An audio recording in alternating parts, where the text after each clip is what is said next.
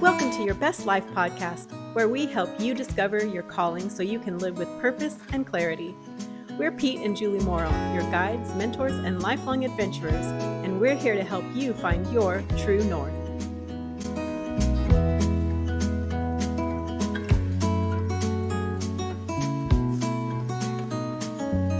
Welcome to Your Best Life podcast. When Julie and I envisioned doing this podcast, we not only envisioned telling people a little bit about the formula that we're helping people through to get to the podcast, but we also envisioned highlighting people like our guest today, Corrie, who we think are doing an exceptional job at living their life calling, even though they may not even be able to verbalize exactly what their life calling is.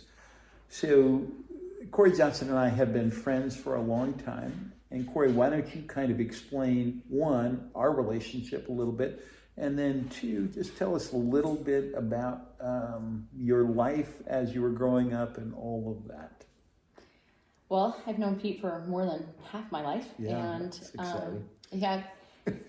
I came to Kidder Creek Camp where you were the director in 1999 and was hired as a ranch camp counselor, but was quickly thrown into a director role and thought, there's no way I can do this. And then had the support of camp and all these other staff members and loved it so much. And I kept coming back over and over until I was an intern there at the camp and did camp ministry with you as my boss for 3 years. And we loved that so much. I moved back here later on, and that's a big part of my story and how I got here today. And one of the reasons I want to talk to you, Corrie, is you were an exceptional student. You were an exceptional program director. You were exceptional in a number of your areas. But you settled right now at this point, and settled maybe not the best word. I think you'd be mad that I used that word. You chose to do your life calling right at this season as a mom primarily. Yes. And I think some of our people might say, can our life calling be that ordinary, right? Yes. Because there are a lot of people that are called to be moms. So before we jump into that, I want to hear a little bit about your story. And I think there's a significant part about your story with your parents. Mm-hmm. And why don't you get into that? Yeah, so I feel like my journey to being a mom and one who is excited and fulfilled in motherhood has a lot to do with my parents. They both come from dysfunctional families. Neither one really experienced a stable upbringing at all. And very unstable, really. Yeah, my mom's particularly was more unstable with no dad in the home. Before he left, he had been an alcoholic, and my dad's dad was also an alcoholic. And they met at Alateen, a program for the children of alcoholic parents, when they were 12 and 13 years old. And then when I was a young girl, they went to Jeep races every weekend. That was a big hobby. Four-wheel drive Jeep racing. I didn't know this about you. Yeah, okay. Well, this is fun because we would count steeples to pass the time on the way to these different states that my dad would race in. Yeah. And I asked my mom as a 2 or 3 year old, what do they do in those buildings with the steeples? And she thought, I got to take my daughter to church. And so my mom and my dad both, within a couple months of each other, decided that they wanted a personal relationship with Jesus after being involved in a church family. And so that was a late, in terms of normal. Yes. That was a late conversion for both of them. Yes, they were both around 30 years old, actually. And they wanted a different life, it sounds like. They had always wanted a different life. In fact, they had kind of charted a different life for themselves, even from marriage, in some ways. They had still struggled with things from their parents' past, but they were determined to give us a different kind of childhood than they had. Wow. And then they really figured out how to do that when they became Christians and just really were sincere in their faith and not perfect at all, but very dedicated to finding out what they felt like God wanted them to do and how to raise their children in a way that was going to be break some of those generational things that had gone on in their homes and their history. So part of their calling came from a negative, right? Yes. The negative platform of their previous, family life. Yes. Became the positive platform of your life. Absolutely. Yeah. Wow. And so, I had a wonderful childhood in the country. Both of them had been grown up in more urban areas, and it involved, go-karts and horses and a lot of time outside and creeks and different, very idyllic childhood, really. Yeah. That's great. I mean, it's what they chose to break a pattern, and they chose with intentionality to break that pattern. And you would be a testament to the fact that they not only broke the pattern, but they inspired you. Yeah, I feel like they laid a foundation. Yeah, wow. And I get to build on that. Yeah. So even just the calling of being a parent, from their perspective, was a pretty noble calling. Absolutely. And is certainly a noble calling from your perspective as well. So Corrie, and even when you were on staff, we went through this process. Yes. We called it a little bit different than the Yes. Quest process, but it was roughly the same thing, and that's kind of where we got the inspiration. So you know a good bit about your personality. How does your personality and knowing your personality allow you, one, to be just a better person, and two, to be a better mom and kind of negotiate your way through what you think God has called you to? There's so much to that. I think, when you know your personality, you know the things you're strong in, and you also know the things you're really bad at. And I test as a 1 on the Enneagram, which I don't put a whole lot of stock in some of these things, to be honest, because I feel like they're just a starting point for learning how to live as a healthy, well-rounded person. But the perfectionism can be really a struggle in motherhood. It's never going to go perfectly. You're never going to have the perfect home and the perfect children that you long for. When my second son was born, going back to what you said earlier about I always wanted to kind of be an overachiever at school and at camp and all those things. And that came fairly easily for me. It didn't involve a lot of stress. It just involved, I don't know, living according to my giftings and personality. Yeah. And then you can do that to some extent as a mom, but not always. Like my first son kind of followed all the rules as a baby and ate when he was supposed to, slept when he was supposed to, and was just really not a crier. And I thought, I am killing it. I'm being a great mom. And really just kept affirming that part of me that always wanted to succeed at whatever I was doing. And some of that got channeled into, you were good at this, now you're going to be a good wife and a good mom. And then when my second son was born, he didn't follow any of those, baby book rules. And I struggled really a lot with what am I doing wrong? And I was really humbled during that process, and had to really give up a lot of my ideas of control, ideas of what it looked like to be a good mom.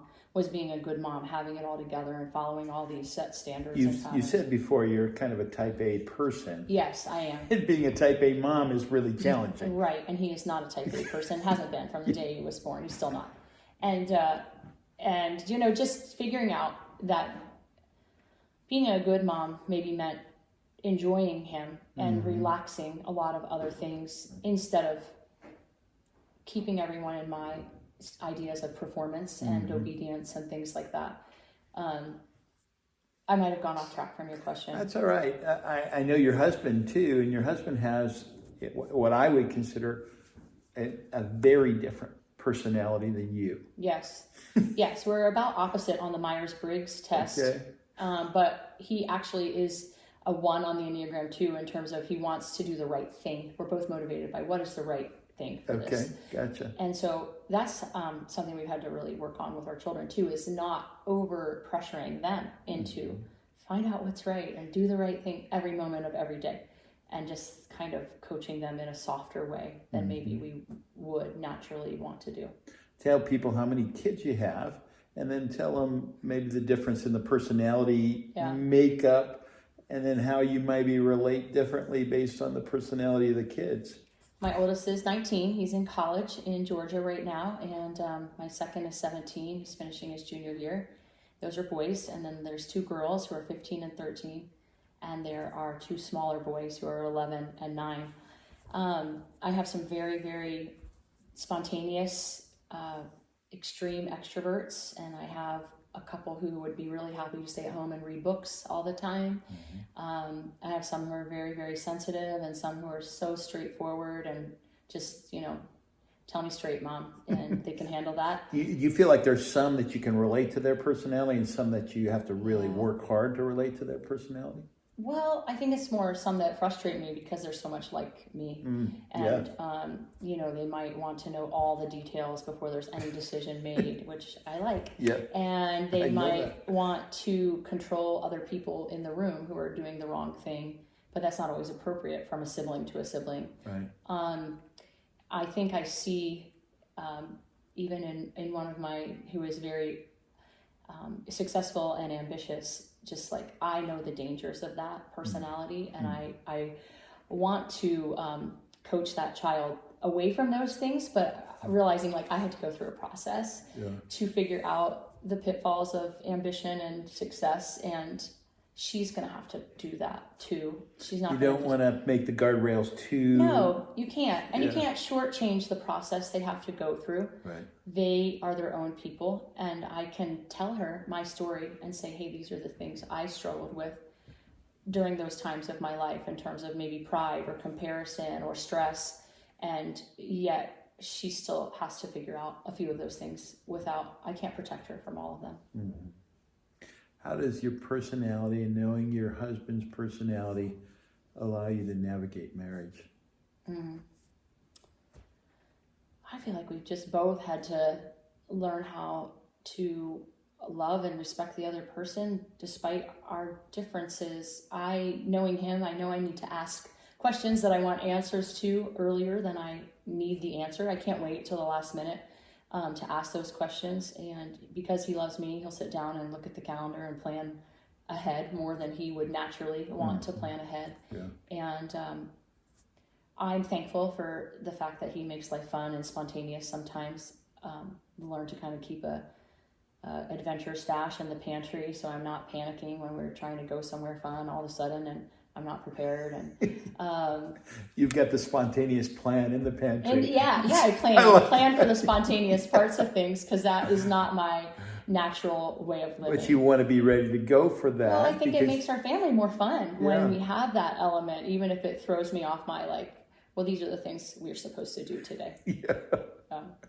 So in the whole navigating your life, we kind of skipped over, you were a program director at Kidder Creek. A whole spectrum of skills that came up during that time that maybe surprised you, maybe didn't surprise you. Mm-hmm.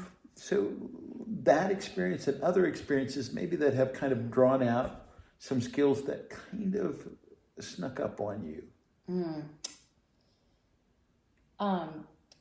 Well, you want me to go back to when I was young? Sure. Yeah, because I think sometimes when you're young, those are the purest forms of that skill, that ability, that passion. When I was in second grade, I had 4 A's. People would ask, what do you want to do when you grow up? And I couldn't never narrow it down, but I thought I want to do something that has to do with animals, something that has to do with athletics, something that has to do with being an author, and acting. I love to act. And I would tell people those 4 things from an early age. And then when I landed at camp years later... By the way, probably most people are blown away that at 7 or 8 years old, you're already trying to define your life. Right. Well, I'm not going to say it was super accurate. In 7th grade, I wanted to be president of the United States. Okay. So, I've let go of that. Oh, well. I'm just saying, those things do change, but I do still feel like I'm gifted at running things fairly efficiently. Mm-hmm. And at camp, I think I felt like, those second grade dreams were coming to fruition. I was working with horses and other animals at ranch camp. I was acting at the campfire times, and also just as a director, you're kind of always up front and acting, and writing curriculum for the devotions and the campfire and staff training. And running around, Yeah. just doing all the fun camp games and competitions, which were really fun. And then I think added to that in those camp years, the immense fulfillment of building into young people's lives and Yeah. hearing their hopes and dreams and having them confide in you and being able to give advice or direction to them in a time where they're really maybe needing a friend and a listening ear. Puberty is such a time of transition, and getting to be someone that they could talk to and also someone that could speak into their lives. I walked away from camp and my time working for you, just knowing that working with young people was a really fulfilling thing for me. Mm-hmm. And I think that encouraged me actually in wanting to be a mom. I hadn't always wanted to have kids, which sounds really weird to me to say now. It does sound weird, but I think I was busy trying to be good at everything. And I had babysat for a lot of kids and thought, I'm not sure about this. And then I had a job as a horse midwife in my senior year of high school, where I worked night shifts at a thoroughbred farm. And I watched so many births. Some of them went well and some did not. And I thought, no, I don't ever need to do that. This is a random. So you were involved in a lot of extracurricular things for camp, or at camp we saw kids involved with a lot of extracurricular things. Why are those extracurricular things, or why are those hobbies, or why are those sports, or why are those passions good to encourage in your kids? Well, especially as they get older, they need a life outside of their family, even though we homeschool, and I love that so much. They need to see how they rub up against other people and rub shoulders with other people. They need other adults who are pouring into their lives and encouraging them in ways that mom and dad don't always get a chance or have like the same clout maybe as an outsider does. And I really believe in giving kids kind of a wide, real life. And for us, that has meant actually not chasing one sport to the nth degree, but it's because I want them to have other opportunities, travel, service, skiing, backpacking, hunting, hiking, all those things are important to us because I want them to know the feast that this world is and how wonderful it is to be connected with so many different ways of enjoying it. At the same time, I'm guessing that you've seen some families almost sell their soul to the pursuit of a sport or the pursuit of in the horse community, and you were in that. Yes. You were in that community a little bit. Wow, some people, their whole life revolves around that. What's the positive about that? What's the danger in that? I think it's possible to be in those places and have a balanced life if the time and money are not overtax on your family. Mm-hmm. When you have a large family and a small income, that is an extreme tax upon you that I think the benefit is not quite sure to outweigh that. I think, for me, even when I got to the level of horseback riding where I had basically no free weekends and I started being interested actually in a guy at that time, early college, I looked at the calendar and thought, I literally can't do anything with this group of friends that he was connected with for months. And I started to seriously consider, how serious do I want to stay about my horseback riding and competitions? And I kept riding for a while after I stopped competing. And I think that's part of the key is, can you have relationships with people both inside that sport or activity or pursuit and outside of it? And if you can't, I would say that's kind of a fragile place to be. And does it make your life more balanced, or does it make your life unbalanced? A lot of these sports are really, really fun, but they give a lot of worth and value for a few years. And then when a kid graduates from high school and that's gone, a lot of their sense of identity can go away with that. And I think that's a real danger. Yeah. I like choosing sports, one, that we can all go skiing together. We can all, we don't all go hunting together, but some of them do as a group, that they can continue that for a lifetime. Yeah. They don't end when school ends. Well, you and I were both you ran the horse program for the camp that I ran, right? Mm-hmm. And you could tell those kids that had been really serious about horses. Mm-hmm. And really, if we were honest about it, horses wasn't what camp was all about. Right. But those kids kind of wanted to make it all about horses. And then when they realized, wow, there's a lot of fun here, there's a lot of relationships there, I feel like we opened a box for them. Right. But we had to be careful because we needed to do the sport well enough. Right. You need a couple experts. Right. But then you need some people who've had a wide range of other ways to have fun, or not being so tied into the rules of horsemanship, which are important, but they have to be flexible when you have brand new beginners or kids with special needs or kids who just need to have a relationship with the horse rather than all the rules and expertise. Yeah. All right, we're going to get back on course a little bit. So have you ever had what you would call a life calling statement? Have you ever had a key verse? Is there a motto that you go by? You just go back to the 4 A's. What do you do to kind of give yourself a little bit of a reminder of what your role is all about? Well, my husband and I have at times, I think early on in our marriage, shaped some form of a mission statement. And briefly, I remember putting it in a frame. The honest truth is I can't even remember what it was. But if I had to guess, it's just, I can't remember the pithy slogan we created. We both still are really committed to living life in a way that we believe is meaningful and important. And for us, that's focusing really on the things that are going to last for eternity. Mm-hmm.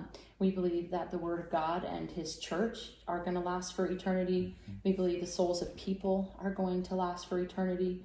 And so everything we do is trying to live with the weight of that importance in our daily lives. Yeah. We haven't mentioned on here that you're a pastor's wife. Yes. Right? So that also comes with certain expectations, not necessarily from you, but from the congregation. Mm-hmm.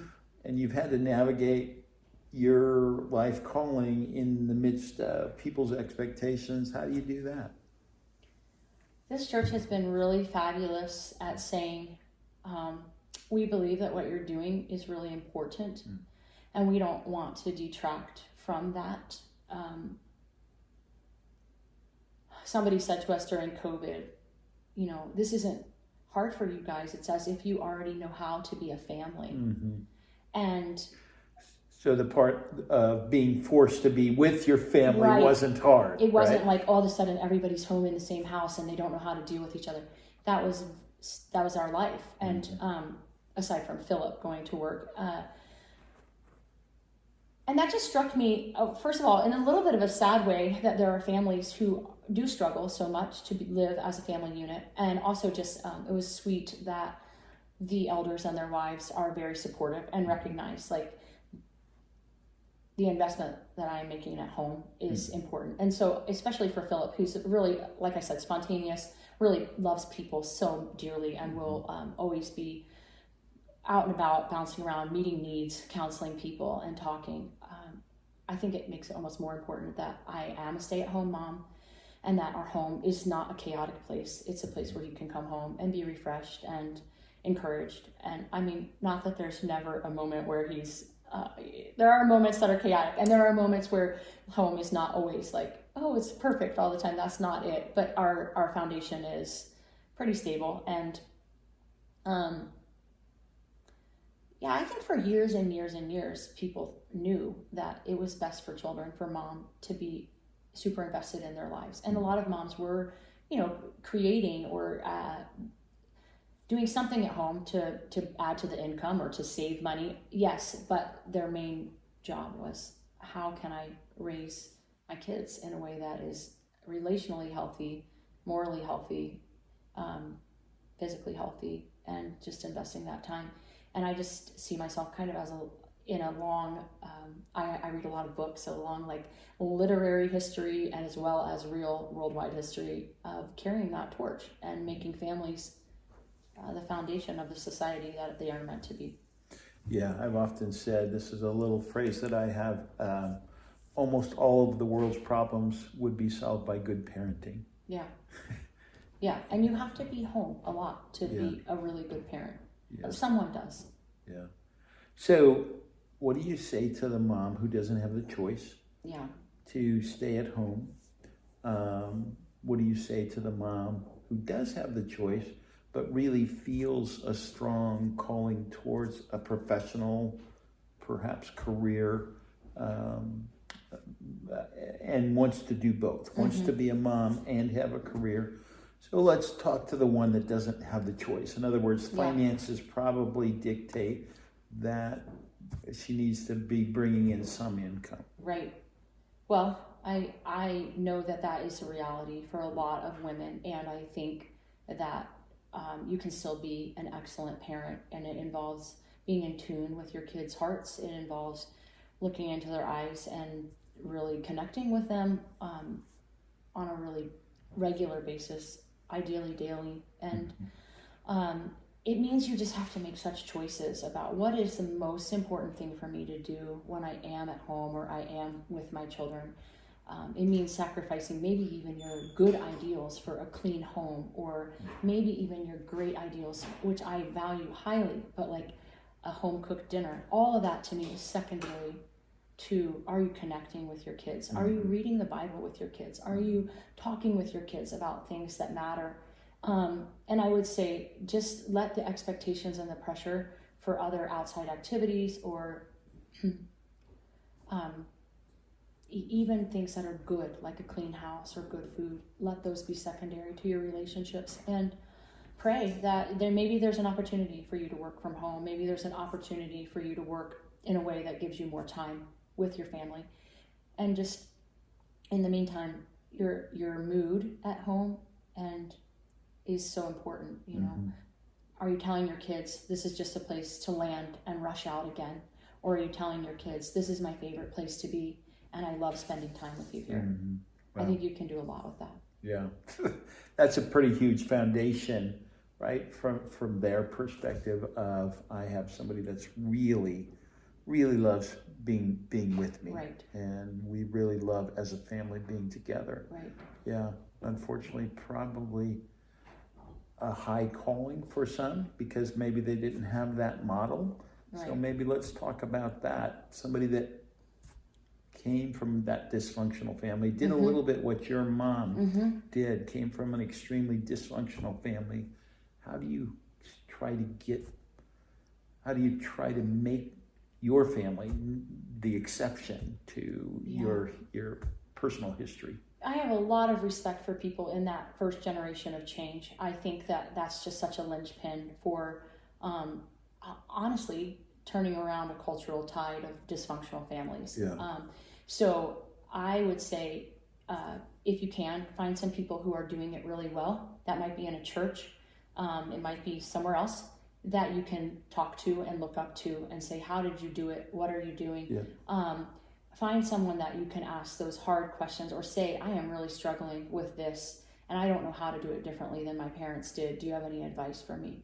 So looking around for people that you can talk to and have a real relationship with is important. I also think just pick one habit and say, we're going to do this one thing consistently. That might be we read aloud after bed, or we, whatever it is that your family needs. If you connect a new habit to an already established habit, it sticks a lot better. So, at breakfast, we listen to a hymn, or we listen to a piece of classical music, or at lunch, we always do a quick tidy of all the papers that are lying around. Whatever it is that you need, I just add one habit at a time until that one is kind of there, and then you can add a new one, whatever that next challenge for you and your family might be. But I would say don't give up the fight, and your mood is more important even than your habits, your perspective. When you're a mom who is at home, maybe for the first time, maybe you had a career and you've come home, there are things that are hard. I mean, harder than working. You're dealing with crying children and bodily fluids and messes, and it can be really tempting to say, I want to go back to the office. And thankless, too. Yes, that's nobody's saying, you're no admiration, no accolades for that. And to just work slowly on reframing your perspective. It's not I have to do this. It's I get to do this. I choose to do this. That little tiny phrasing will make such a big difference.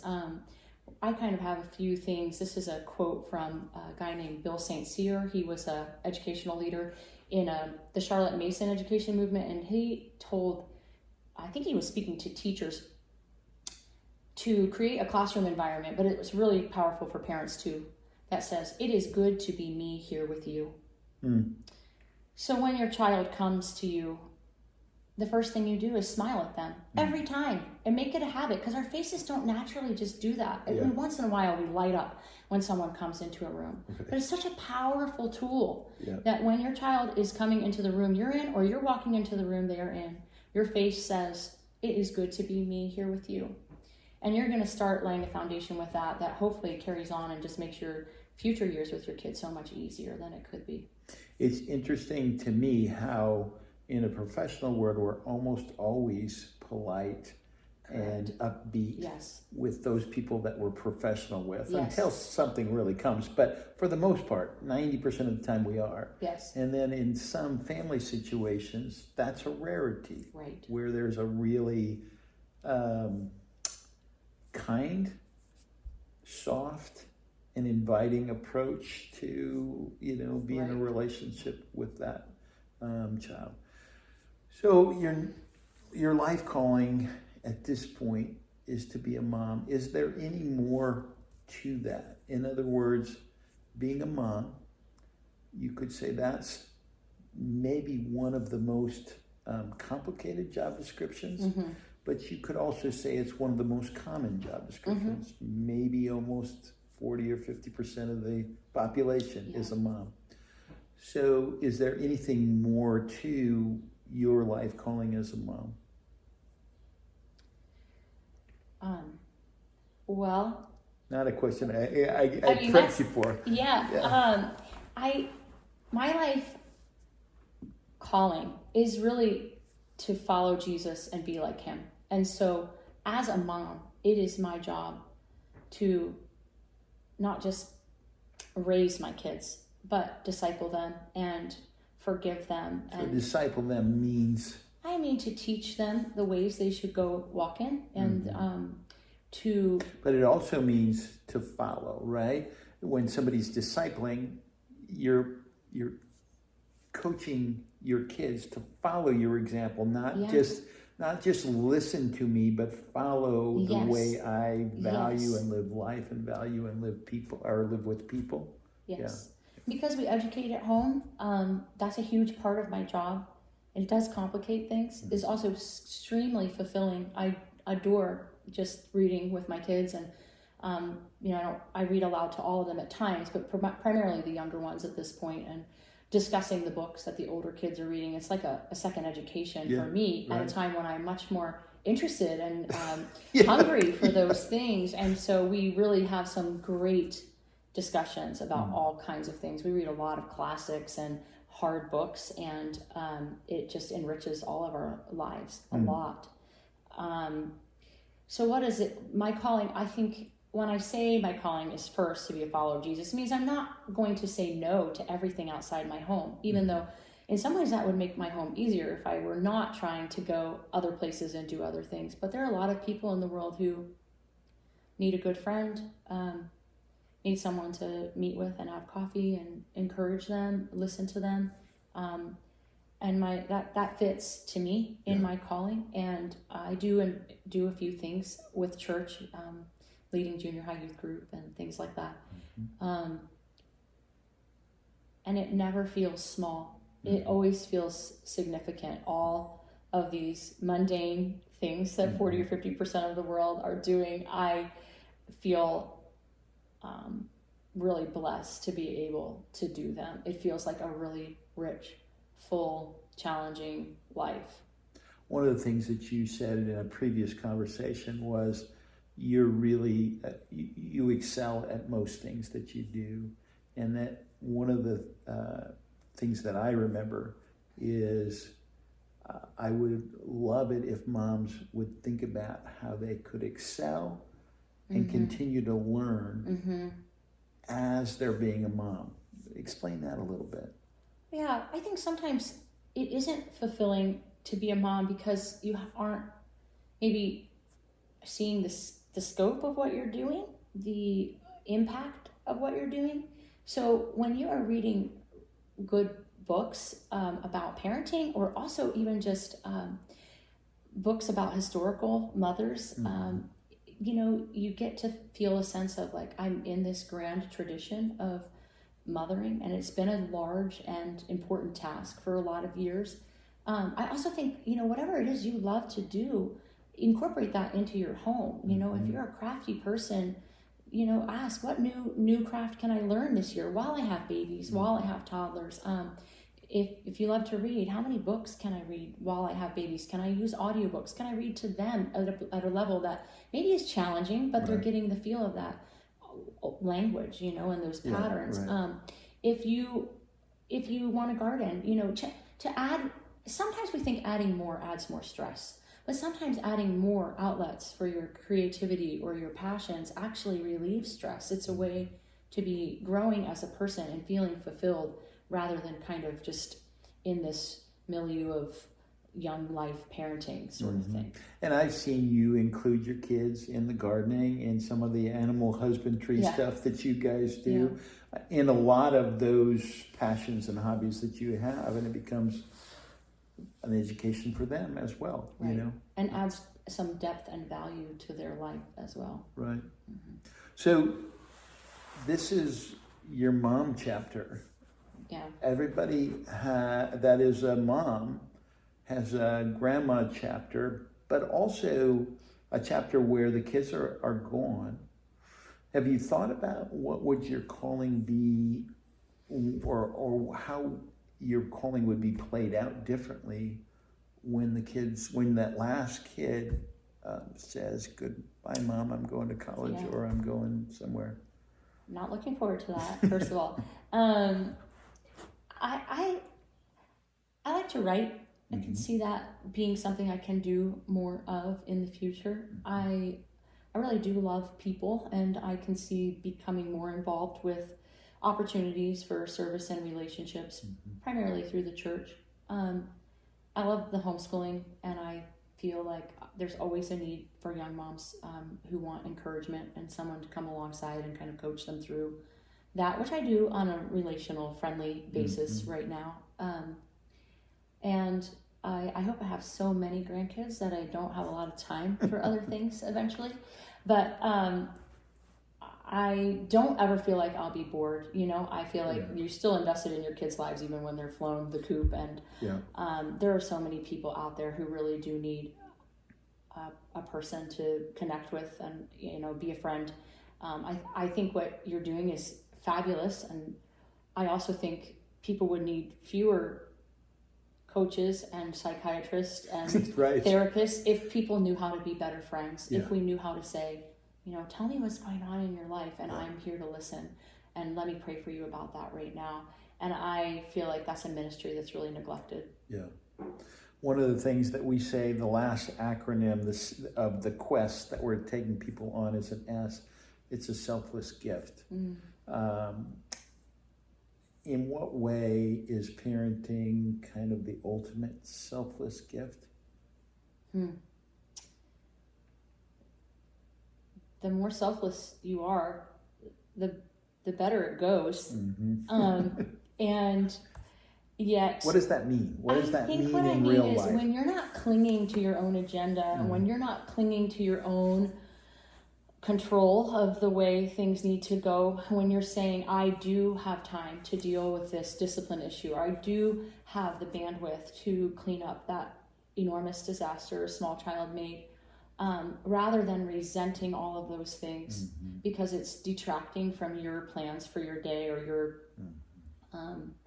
goals, then you're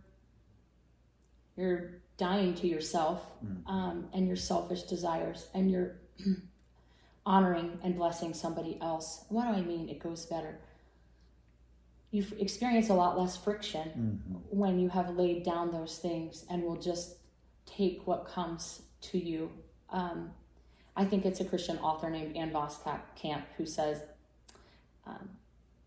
there are no interruptions to my day, only manifestations of Christ, which means this whatever is in front of me is what God has given me to do. It just doesn't look anything like what I thought I was going to do right now. Selflessness. It's a funny thing, selflessness, because it feels painful in the moment, but when it's a habit, you actually enjoy the people around you so much more, and you enjoy your life so much more because you're reveling in everybody else's blessings and gifts, and the things you're allowing or enabling other people to do seems so beautiful to you. You're not just getting joy from your agenda, but from everybody else's agenda. Right, and especially as a mom, when you have too much of your own agenda and ambition, it always feels like a tension, a struggle between if you're getting to do your thing or if somebody else is imposing themselves upon you at that moment. Right. And so that initial descent into less of yourself is hard. Yeah. But you let your hands go open and say, okay, I'm giving that up. And it suddenly, on the other side, it feels better than you thought it would. Yeah. It's, to me, I always felt like marriage is the first introduction to selflessness, but parenting is true selflessness. That's if right. it's done well. That's right.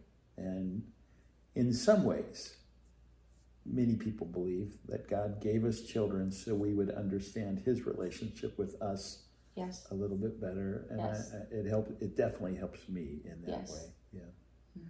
Corrie, I think this has been a fairly rich talk. I appreciate your honesty. I appreciate your friendship, and I appreciate the fact that we can just kind of probe into what a good mom thinks. And I appreciate that. So thanks. We want to take a moment to thank our sponsors. Today's episode of Your Best Life was brought to you by True North Quests, helping you discover your calling so you can live a life filled with purpose. Find out more at tnadventures.org, where you can book an appointment with a calling coach, learn about upcoming True North Quest workshops, and more. And by Marble Mountain Kennels, where exceptional Labrador retrievers are bred and trained for adventure, companionship, and service. Visit mmkennels.com to meet your new best canine friend. Thank you for joining us today. Until next time, remember your best life starts with knowing your calling and finding your true north.